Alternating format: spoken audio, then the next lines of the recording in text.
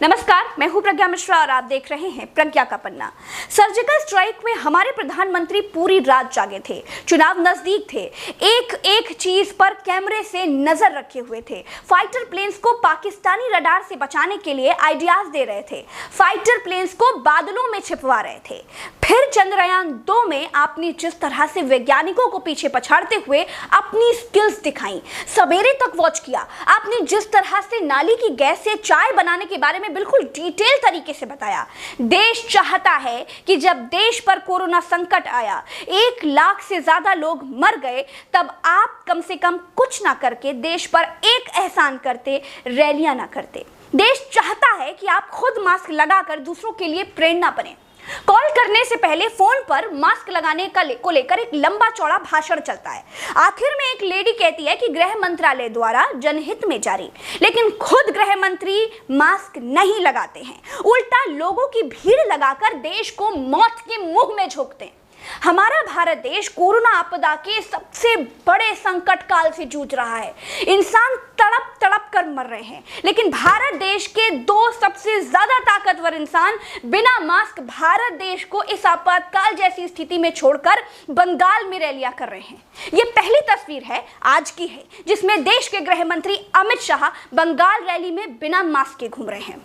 अमित शाह और नरेंद्र मोदी, बीजेपी के इन दोनों नेताओं की निडरता को देखते हुए लगता है कि इन दोनों नेताओं को मालूम है कि कोरोना इनका कुछ नहीं बिगाड़ सकता, इनको कोरोना हो ही नहीं सकता। या हो सकता है कि देश के प्रधानमंत्री और गृह मंत्री ने कोरोना की कोई इंपॉर्टेंट एंटीडोट लगवा ली हो, जिससे इनको बिना मास्क रैलियों में घूमने का कॉन्फिडेंस मिलता हो। जिस समय मैं आपसे बात कर रही हूँ, उस समय भारत में 1,85,000 लोग कोरोना से मर चुके हैं। जिस बंगाल में मोदी जी और शाह जी प्रचार में व्यस्त हैं, उस बंगाल में 10,000 से ज्यादा लोग कोरोना से मर चुके हैं।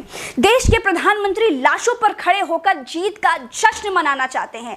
दोस्तों, 1 लाख से ज्यादा मौतों के बाद मोदी ने रैलियों को विराम दिया है। भारत की स्थिति यह है कि कोरोना मरीज तो अस्पताल में तड़प तड़प कर मर रहे थे, लेकिन अब ऑक्सीजन की कमी से नॉन कोविड मरीज भी मरने लगे हैं। अभी मेरे पास ऑथेंटिक आंकड़े नहीं है, लेकिन जितनी बड़ी आपदा कोरोना की वजह से देश में आई है, उससे बड़ी आपदा ऑक्सीजन की कमी की वजह से आई है। मैं तो यहां तक कहूंगी कि देश में ऑक्सीजन का बहुत बड़ा गड़बड़ झाला हुआ है। ऑक्सीजन क्यों कम हुई? कहां चली गई ऑक्सीजन? कोरोना की दूसरी लहर के लिए हम तैयार क्यों नहीं थे, जबकि पहले दिन से कहा जा रहा था कि कोरोना की दूसरी लहर पहले से भी ज्यादा खतरनाक होगी। देश अधमरी हालत में चला गया क्योंकि देश को चलाने वाले देश छोड़कर रैलियों में व्यस्त हैं। उनके लिए दीदी ओ दीदी का नारा देश की जिंदगी से ज्यादा जरूरी था। दीदी ओ दीदी।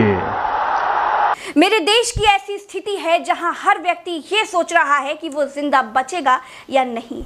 मैं बहुत दुखी हूं और बहुत व्यथित हूं। मेरे बहुत से अपने लोग पिछले 10 दिन में मारे गए हैं। सरकारी नाकामयाबी ने उनकी हत्या की है। चलती हूं, अपना ख्याल रखिए। राम राम, दुआ सलाम, जय हिंद।